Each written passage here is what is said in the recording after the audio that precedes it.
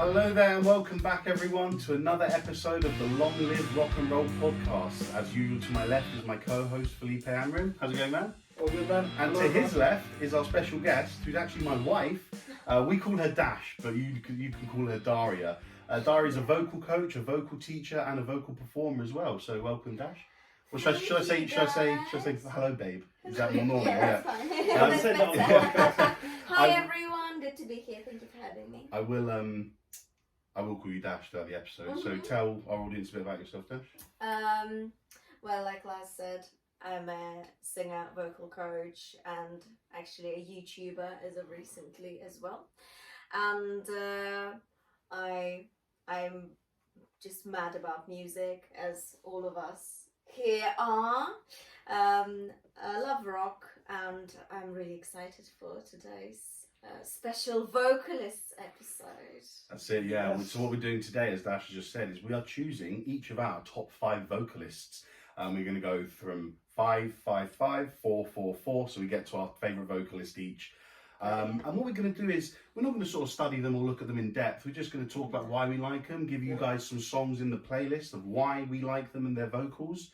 So yeah, without further ado, let's get going. Yeah. Guests first. So Dash, who's your number 5 top rock vocalist? My number 5. Did we settle on rock or was it just vocals? We said There's an rock. emphasis on rock this time, It's yeah. rock. So without further ado, It's still the rock and roll podcast, isn't it? yes, yeah, Yeah, we'll okay. do Yeah. opera vocalists another in a few years. Without further ado, let's begin. And here is Dash's 5th top rock vocalist. Steven Tyler of Aerosmith. Wow. Yeah, I know. So I actually only recently started listening through all their albums. I know like the hits, Dream On, Walk This Way, all these big songs that they did. But I never really studied his voice, and Laz knows, like, I'm a bit of a nerd. I really love analysing voices, and it's like my thing. So I just decided that I'm going to start from album 1, and it just completely blew me away. His vocals, oh my goodness, from the first album, he was just on point. It's not like, they just did the first album and he went and got some vocal coaching and then he came back, he was like, wow. No, it was wow from the beginning. Yeah, it was just always great. Has he stayed consistent throughout the albums? Yeah, I think so. Have you noticed an improvement or a drop off? I don't think is it the same? I don't think it's like an improvement. I think it's just different because your voice, as you age as well, it changes and you get kind of thicker tone sometimes because of that, and that's not a bad thing. I actually think sometimes aging, like for example the Metallica singer, James, so I think with age his voice actually got better. He's gotten so much better with age. But he kind of started studying properly later on in life. So that's the difference. Yeah, I have a feeling that Steven Tyler was always into actually practicing and going into the technical side of it. I saw them live probably about 10 years ago. I don't know how old he is now. He was probably 60 when I saw him on stage. Still killing it. And he was like, he's not young anymore. and he was singing everything in the original keys and saying, it's impressive. how dare you be being so good? I saw them. It's shocking. I saw them at Download Festival a few years ago, and they were very, very good. Even then, like you said, it must have been. If you saw him 10 years ago and I saw him 5 years ago, he must be 65 at least. Yeah. So again, he's still going. But that's just got to be the result of good vocal training, right, and good technique. I'm not sure actually, but I do think he had vocal training. I also know that he had throat surgery. Oh really? In For what? 2006. I don't know what triggered it, but unfortunately, you see that happen in vocalists who. He's been around for a while. There you go. I found here. He's 73 years old. Wowie. So he's been on stage for for however 50 decades. years. 50 years or more, Yeah, exactly. It's been distorting, he's probably got lots of distortion in his voice, he screams, he does these little screams very, very well, and his songs are quite high up, like they're in a really high range. For a male. Yeah, absolutely. So, I'm not like surprised that he had a surgery. Obviously it's awful, it's not something that anyone would want, but I'm not like shocked at that when I found that out. Yeah. Almost. Excellent. Do you know one thing he doesn't do? What? Is to hold the microphone so the audience can sing. He does does it sing every single chorus in every Everything. single gig. That's normally singers take that opportunity to give themselves a break, don't they? exactly. Absolutely, we do. But, It's called the Bon Jovi Yeah. technique. Oops. Excellent. So, Dash, can you give us a few Aerosmith or Steven Tyler songs? Yeah, absolutely. So for the playlist? I'm gonna go with not something super famous, okay? Because I think some of the songs that I found are absolutely brilliant, and his vocals just brilliant there. So let me just get on my playlist. As usual, guys, this will be on the playlist link that we put in the show notes near the bottom of whatever platform you're on, Apple or Spotify. Find the playlist link. It will take you to the Spotify playlist that we've created with all the songs that we've all put in for you to listen to alongside the episode before or after. Yeah, I'll give you two that I really liked. Perfect. It's One Way Street from one of the early albums, like 70s something, literally. It's really early. And I also liked, actually, most of the album called 9 Lives. You can put a link for the album But- there. Yeah, but what but the songs? track Ain't That a Bitch. Ain't That a Bitch We Can from Nine Swing. Lives. Fuck You yeah. can, yeah. Fuck you can. Excellent. Right, let's move on to Felipe's fifth favourite rock vocalist. Right, I'm sorry to say that, Dash, but the show hasn't started yet. Because I need to open my... Oh, we forgot. Here we Go go. on. Oh, There we go. There we go. welcome to the show. Let's now rewind. Dash's fifth vocalist, Steven Tyler. There you go. Felipe's fifth vocalist. It's quite a different style of singing and quite a different accent Okay. compared to Steven Tyler. Greg Lake from Emerson, Lake and Palmer and King Crimson and his solo career as well. Beautiful. What a singer, right? Well, yeah. Because he's famous for being like a prog musician, and obviously people talk a lot about his bass playing, and they talk a lot about the instrumental bits and all the bands he played with. So you think about King Crimson, he did the first album only, right? If I'm not wrong. And everyone talks about Robert Fripp's guitar playing, everyone talks about, you know, the whole production, the whole instrumental bits, but I rarely hear people talking about how good he is as a singer, you know? And obviously he wrote beautiful songs and all this stuff, but his vocals are so clean and so spot on. Yeah, his Is that pronunciation what you like? as well. Yeah, is that what you like best about Yeah, I think it sounds like an angel. No, that's a good voice. way of describing Yeah. him. He's got a very angelic voice. It's clean, it's smooth, the tone's lovely. You can hear every word he says, which I feel you can't always do with singers. all the Which is time. one of the Yeah. main things for me. If I can't understand all the lyrics without reading them, and That's if a every bonus. single syllable is like clear, and it's crystal clear when It's you good, sing. isn't it, when you know exactly what the song is about because the singer's communicating it this way. Yeah, that's a good point. You do appreciate it. Felipe, songs of Greg Lakes? Greg Lakes? Greg's Greg's Lake. Lake. We're so... Did he have more than one lake? I'm thinking Greg's is in the sausage rolls. Okay. Yeah, maybe that's why I like him. Yeah. He's got Greg in the name. Oh yeah, Take a Pebble from the first album for sure. Still You Turn Me On from Brain Salad Surgery. Both albums by Emerson, Lake and Palmer. You suggested a King Crimson song. Oh yeah, In the Court of the Crimson King from the album There you In go. the Court of the Crimson King by King Crimson. Those three will be in the playlist. Now, do you have anything else to say about Greg Lake? Or are you happy? I just listened to him. That's Just listen to the bass. yeah. There's listen to his solo stuff. It's beautiful. Yeah, excellent. All right. Right, my fifth top rock vocalist is a man named Corey Taylor. Corey Taylor is the singer / shouter / screamer of Slipknot. But I said this in that order, purposely trying to be funny because he does all three of them, and I think to an excellent extent. I've been a Slipknot fan for probably about close to 2 decades now, and I've heard him do everything. He has this powerful voice that commands the song. Slipknot are a band who I want to listen to the instruments, I want to listen to the guitar riffs, I want to listen to the drumming, but all I can ever focus on is his voice, and whether that's him shouting and screaming or singing, Corey for me runs that band. It's interesting what you said. We were listening to these songs before, and you said like, once he starts singing, I can't hear anything else. It's like he takes over, and it's really hard to do that in a heavy band.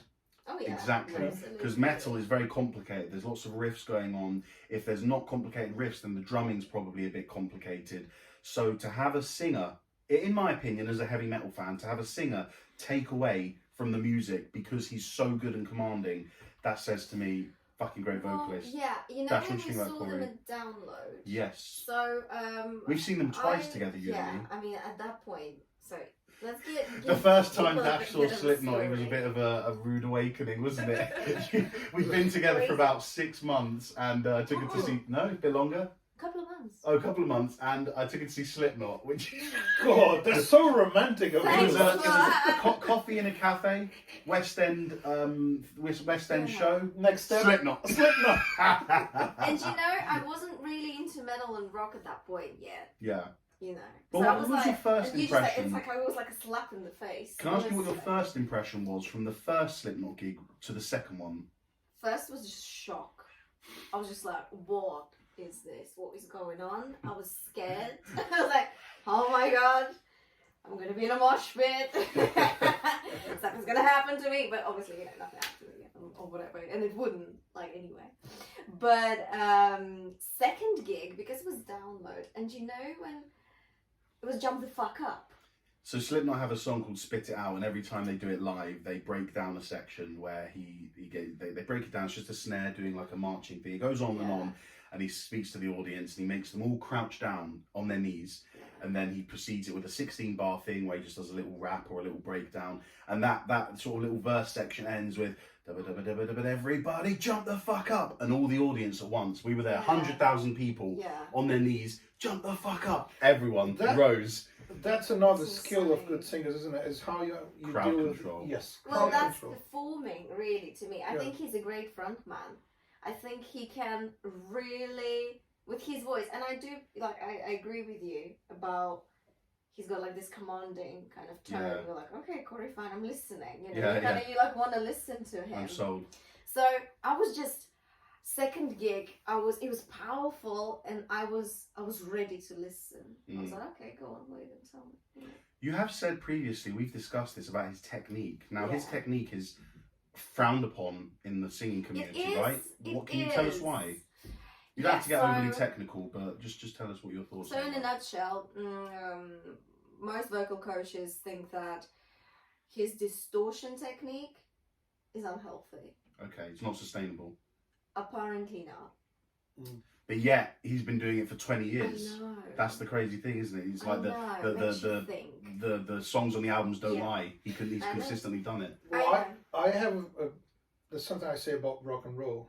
It doesn't have to be right; it has to be good. Yeah. Yeah, no, absolutely. That's rock and roll. And I appreciate his tone, and I actually really like it. I've got, you know, that my students sing Slipknot songs, and I absolutely love it. I think he's got this really distinctive tone. Yeah, like, yeah. you can agreed. hear Corey when Corey's singing, you know, like, he is Corey. I'm going to put a few Slipknot songs in. I'm going to put in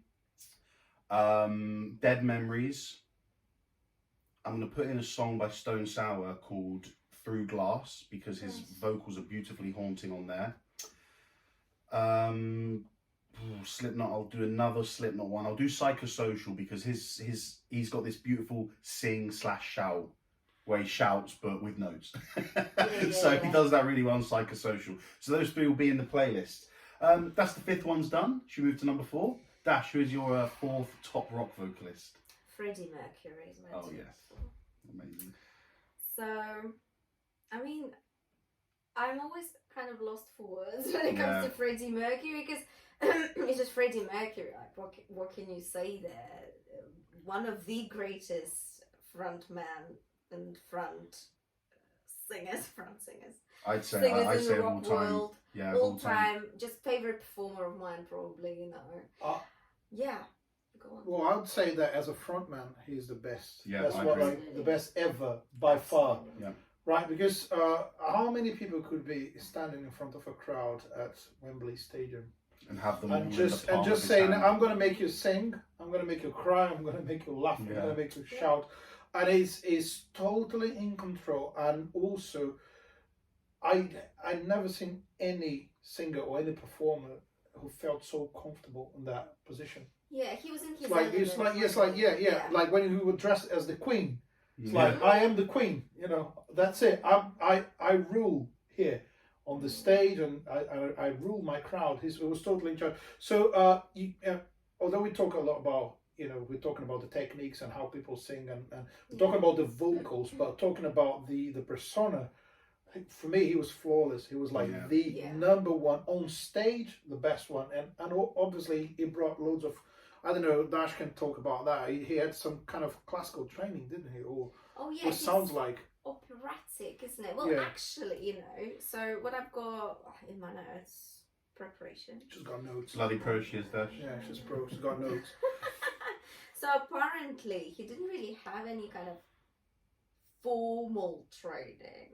His mum used to tell people that he would just put on vinyls and sing. Now, I don't know that. Well, he was probably listening to opera as well. True. Yeah, but he was like training almost like himself.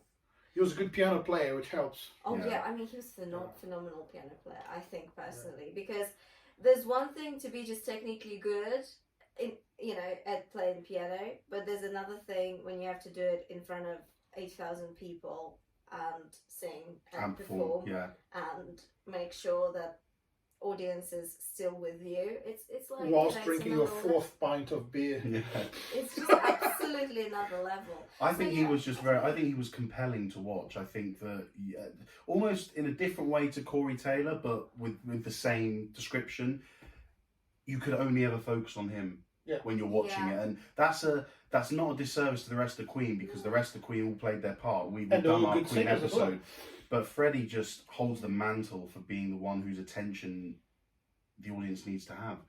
And that's what he wanted. He wanted to be a performer. Yeah. He wanted to... I will try and remember the quote before we get on, but he said... someone said to him, "Oh, Freddie, you're never going to be a singer or something." And he said, "Singer? I don't want to be a singer. I want to be a legend." I know I've got that quote wrong, but it's something along those lines, Freddie, I mean... huge loss. And what the thing was, the other thing is that he kept writing, singing and performing until maybe 2 years before his death in 93, I think it was. When he knew he was dying. Yeah, and that was the only time he stopped, when he knew that he said, right, well, I've only got a year to live.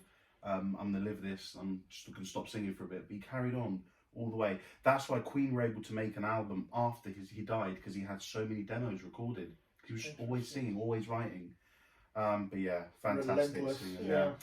Any songs, Dash, for the playlist?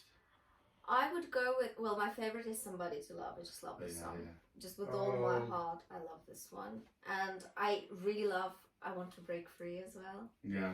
It's just such a powerful performance. And he had this raw emotion in his voice.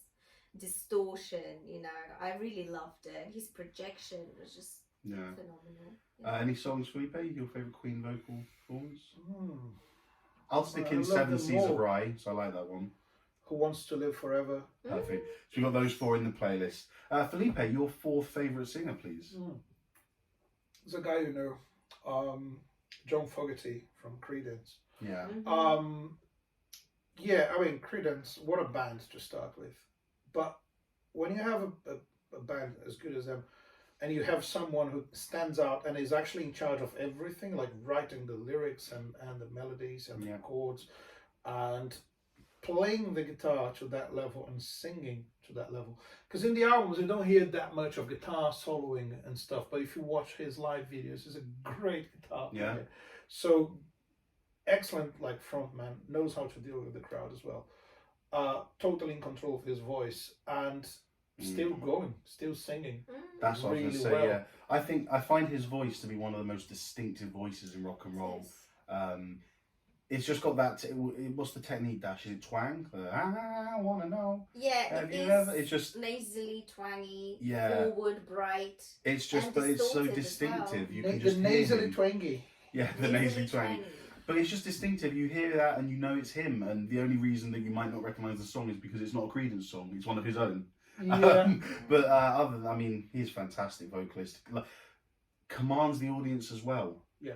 And really but what's different with him is that he's got a guitar. Yeah. It's not so easy to command an audience. You can sort of attest to this, Dash, that Corey Taylor and Freddie Mercury, they have the freedom of the stage and their microphone to go and do what they want. Well, one of my singers will talk about as well. Yeah. But John Foggerty's got a guitar. He's got to have a mic stand. He can't go around the stage. Also, But he is did the soloist. Yeah. He doesn't have a guitar player in his band to play the solos for him. So you're in charge of all the stuff. But I'm saying he does all of that and still holds an audience. Yeah. Which is fantastic. It is, yeah. Song recommendations? Wow, Credence, pretty much everything, isn't it? Go and listen. We'll put the whole Credence discography. Okay, I'll say Someday Never Comes. Okay.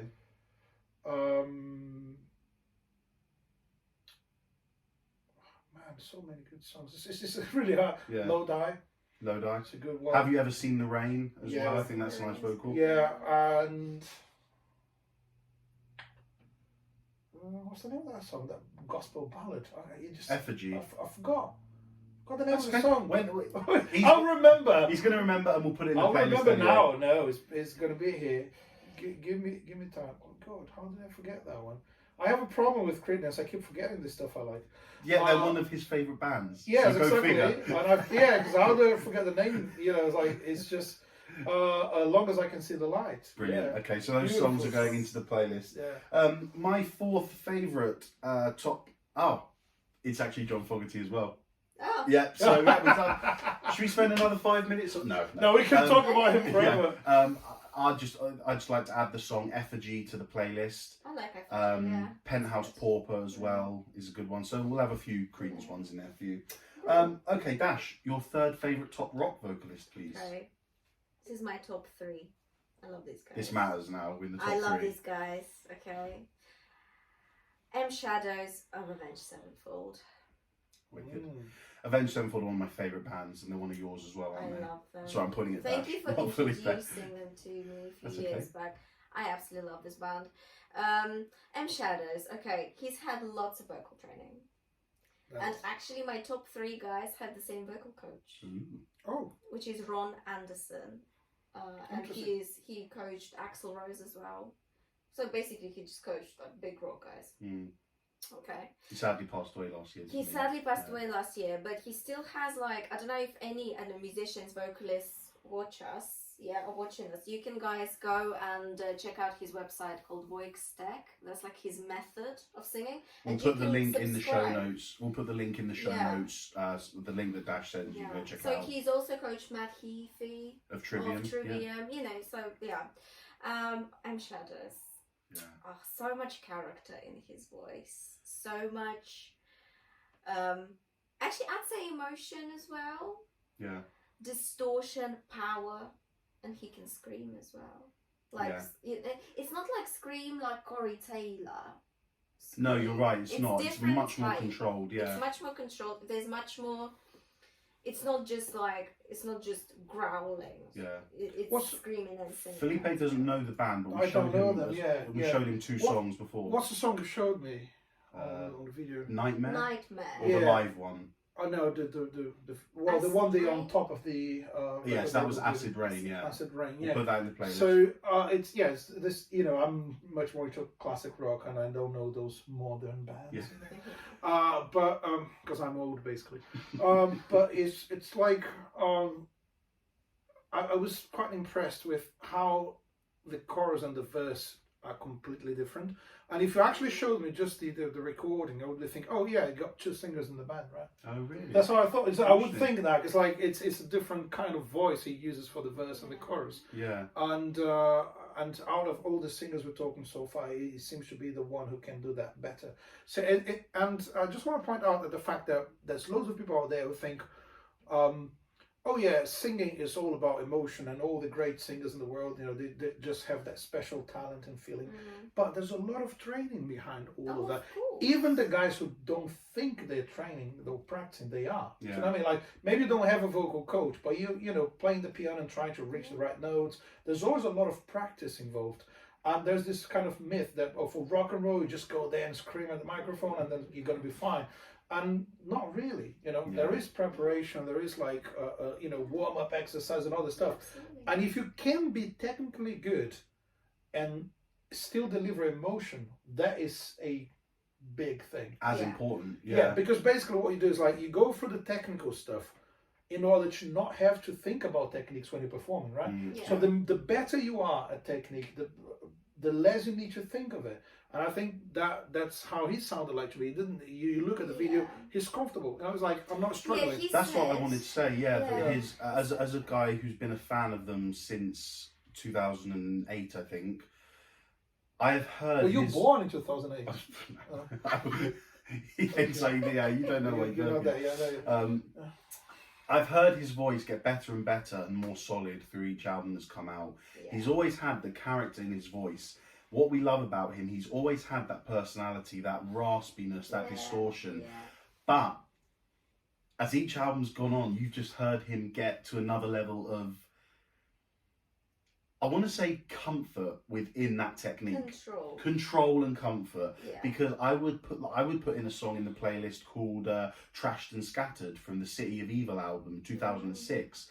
But I'd also put in a song from The Stage called The Stage, 2016. 10 years later, they're both incredible vocal performances, but The Stage, the one 10 years later, is just far superior. Yeah. But it's not that the other one's bad. Yeah, exactly. I know what you're saying. Yeah, exactly. And when we saw them live... Oh, God, yeah. To me as a singer, like, it's important to see how the singer of the band is gonna perform it live, whether they've got control live, how they're gonna, combine it all with interacting with the crowd, etc., etc. And he does it so well, and you can tell he knows how to hold his posture properly, so he doesn't get out of breath whilst jumping around the stage. He's got it sussed, and he actually said that he spent more time in vocal training than with his family. Well, it's his job, isn't it? He's got to sort of nail it. There you go. 3 or a few Avenged songs. This band is too many. It's hard when you say the band name quickly. It's hard to pronounce. So this is Avenged Sevenfold. Yeah. So you'll see that in the play. Avenged Sevenfold. Yeah. Any songs, Dash, to put in? So many for me, to be honest with you.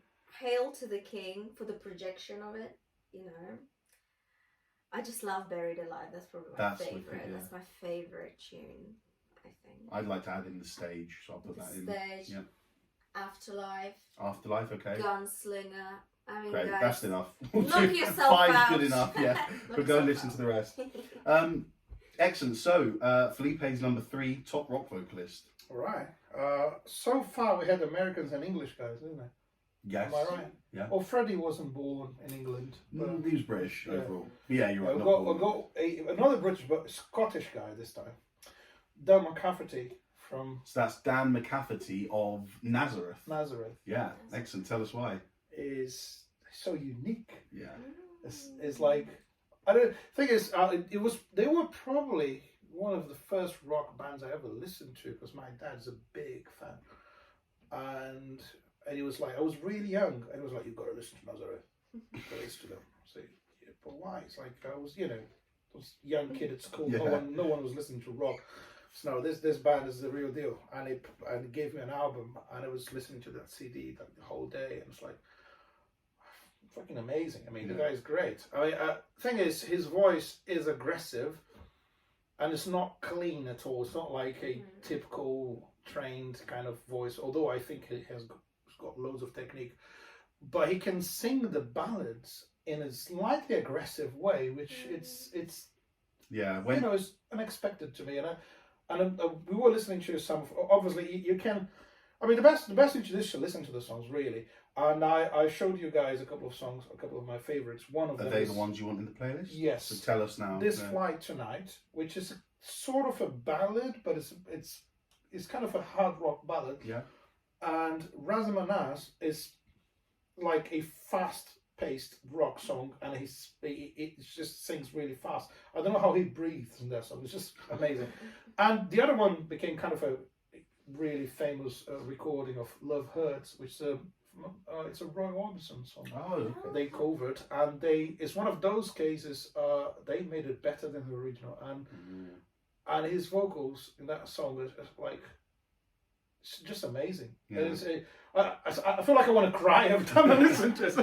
It hurts. Yeah. Love Hurts, and his vocals, Hurt in a good way. Good rock and roll should hurt. Yeah, good rock and roll should It hurt. should change your life, but Yeah. not necessarily for the better. Yeah, exactly. There's so much emotion in it, and it's not like, you know, the clean pop kind of vibe that people do in ballads. Well, I heard when you showed me those songs, I heard Dio mixed with Axl Rose, That's and I true. thought, but at the Yeah, same that's time, true. I know the song "My White Bicycle." My dad used to play that Nazareth song, Right. and his voice is so different to the three you've just Yeah. suggested. He's so versatile. He can Yeah. adapt. Now, I don't know Nazareth by any means. I know 5 songs, but from those 5 songs, the 4 he said and the one that my dad showed me, I can already hear the versatility in this guy's voice, the aggression in some of the heavier songs, the control and power and emotion in the ballady songs, and the weirdness of the "My White Bicycle" vocal. You know,